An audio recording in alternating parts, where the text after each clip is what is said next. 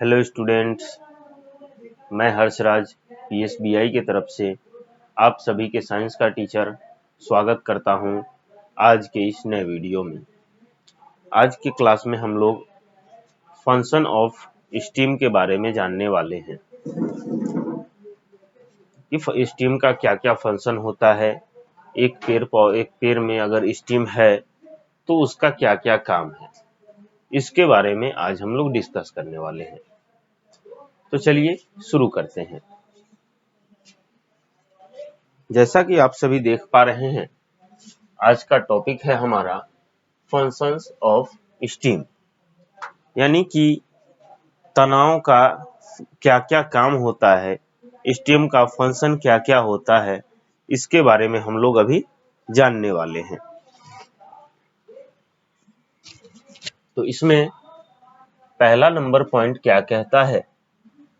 It holds the plant upright and support it's branches.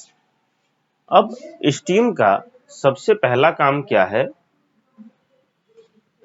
कि ये steam जो है प्लांट को अपराइट रखता है, यानी कि सीधा खड़ा होने में मदद करता है। जैसा कि पिछले टॉपिक में तो हमने पढ़ा ही था कि रूट जो है प्लांट को एक जगह पे फिक्स रखता है, लेकिन स्टीम जो है वो प्लांट को क्या करता है, सीधा खड़ा रखता है। ठीक है, सीधा खड़ा रखने के साथ साथ उसको सपोर्ट भी प्रोवाइड करता है। एग्जाम्पल के लिए हम लोग प्लांट के जो स्टीम्स होते हैं उनको हम अपने बैकबोन से कंपेयर कर सकते हैं, क्योंकि हमारा बैकबोन भी जो है वो हमें क्या करता है, सीधा खड़ा होने में हेल्प करता है। अभी जैसे हम लोग सीधे खड़े हैं तो हम लोग किसके हेल्प से खड़े हैं? अपने बैकबोन की हेल्प से सीधे खड़े हैं। अगर मान लीजिए हमारे पास बैकबोन नहीं होता तो हम लोग सीधा खड़ा ही नहीं हो पाते, इधर उधर लुढ़क रहे होते।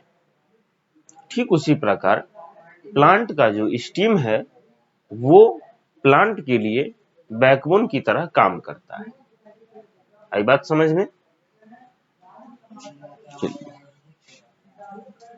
सेकंड नंबर पॉइंट कहता है it bears other parts of a plant like branches, leaves, etc. और स्टीम जो है वो प्लांट को सीधा खड़ा रखने में तो हेल्प करता है, लेकिन साथ ही साथ जो है उसके साथ ब्रांचेस और लीव्स को भी अपने ऊपर सपोर्ट प्रोवाइड कराता है। ठीक है, क्योंकि आप अगर प्लांट का स्ट्रक्चर देखोगे तो सबसे नीचे में रूट आता है जो कि अंडर द ग्राउंड है। उसके बाद हमारा शुरू होता है, रूट के खत्म होते ही हमारा स्टीम शुरू हो जाता है, और स्टीम जब लास्ट होता है तो उसमें से बहुत सारे ब्रांचेस निकलते हैं। ठीक है, बहुत सारे ब्रांचेस निकलने के बाद, ठीक है, बहुत सारे ब्रांचेस निकलते हैं, उसमें से बहुत सारी पत्तियां निकलती हैं, और उसमें क्या कहते हैं, बहुत सारे फल फूल लगते हैं। तो इन सभी को सपोर्ट कौन प्रोवाइड करता है? तो प्लांट का जो स्टीम है वही इन सभी को सपोर्ट प्रोवाइड करता है। आई बात समझ में? चलिए अब हम तीसरे पॉइंट की तरफ बढ़ते हैं। तीसरा पॉइंट कहता है हमारा it carries water and minerals absorbed by the roots to different parts of the plant. अब स्टीम का तीसरा काम क्या है कि रूट जो है वो तो प्लांट के लिए वाटर और मिनरल्स को एब्सॉर्ब कर लेता है। ठीक है, सॉइल से, मिट्टी से रूट्स जो है वो वाटर और मिनरल्स को तो एब्सॉर्ब कर लेता है, लेकिन उसको एब्सॉर्ब करने के बाद क्या करना है, प्लांट्स के सारे पार्ट्स को भेजना है। तो स्टीम क्या करता है कि रूट्स के द्वारा एब्सॉर्ब किए गए वाटर और मिनरल्स को प्लांट के सारे पार्ट्स में भेजता है। ठीक है, रूट क्या करता है, एक पेड़ का जड़ जो होता है वो मिट्टी से मिनरल्स और वाटर को एब्जॉर्ब करता है, लेकिन उसको प्लांट के सारे पार्ट्स तक पेड़ का स्टीम ही पहुंचाता है। पेड़ का जो स्टीम है वो उस एब्जॉर्ब किए गए वाटर और मिनरल्स को प्लांट के सारे पार्ट्स जैसे कि ब्रांच में, लीव्स में, फ्रूट, फ्लावर्स, इन सभी में वाटर और मिनरल्स को पहुंचाने का काम स्टीम करता है।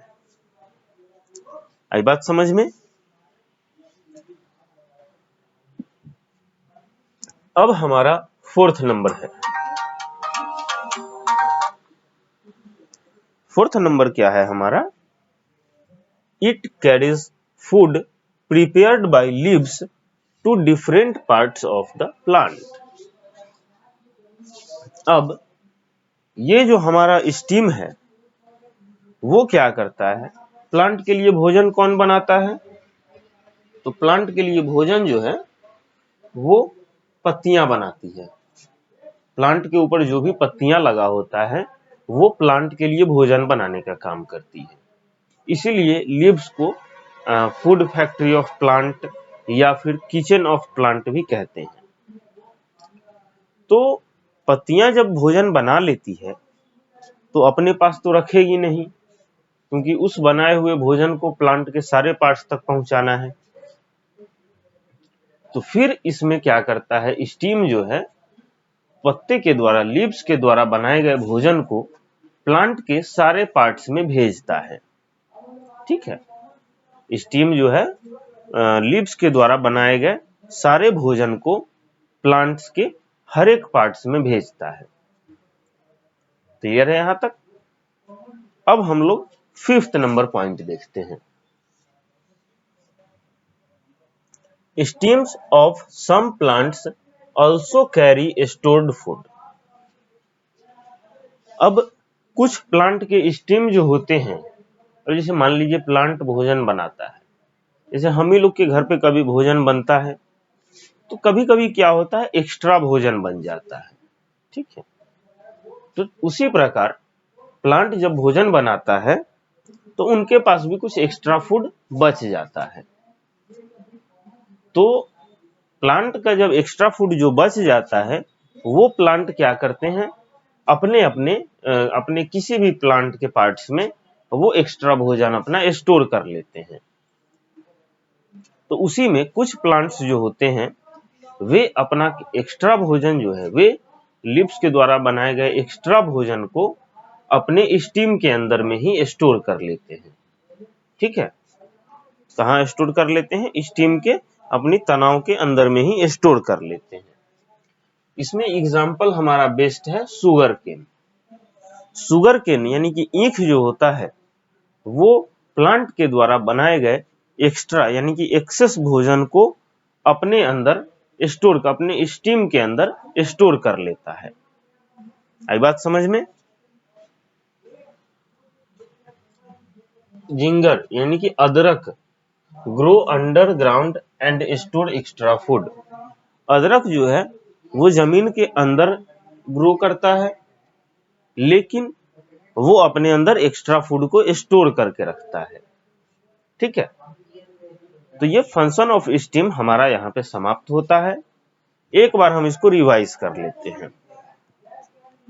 जैसे पहला नंबर पॉइंट क्या था? It hold the plant upright and support it's branches. Steam का सबसे मेन काम तो ये है कि वो प्लांट को अपराइट या स्ट्रेट यानी कि सीधा खड़ा रहने में हेल्प करता है। दूसरा काम ये है कि स्टीम के ऊपर जितनी भी ब्रांचेस हैं, लीव्स हैं, फ्रूट है, फ्लावर है, इन सभी को प्लांट जो है वो सपोर्ट प्रोवाइड करता है। ठीक है, क्या प्रोवाइड करता है? सपोर्ट प्रोवाइड करता है। It carry water and minerals absorbed by the roots. अब तीसरा काम क्या करता है कि रूट्स जो भी वाटर और मिनरल्स को एब्जॉर्ब करके रखता है, स्टीम का काम है कि उसको प्लांट के सारे पार्ट्स तक कैसे पहुंचाया जाए। उसके बाद जो लीव्स जो होती हैं, पत्तियां, वो जो भोजन बनाती है उस भोजन को प्लांट के बाकी पार्ट्स तक कैसे भेजा जाए, ये जिम्मेवारी भी स्टीम यानी कि तनाव के ऊपर ही आती है। और कुछ स्टीम जो होते हैं वो प्लांट के द्वारा बनाए गए एक्स्ट्रा भोजन को अपने अंदर में स्टोर करते चले जाते हैं। शुगर केन यानी कि ईख जो है इसका बहुत अच्छा उदाहरण है, जो कि अपने स्टीम के अंदर में एक्सेस फूड को स्टोर करके रखता है। तो चलिए आज के लिए हम इतना ही रहने देते हैं, बाकी हम लोग अगले क्लास में देखेंगे।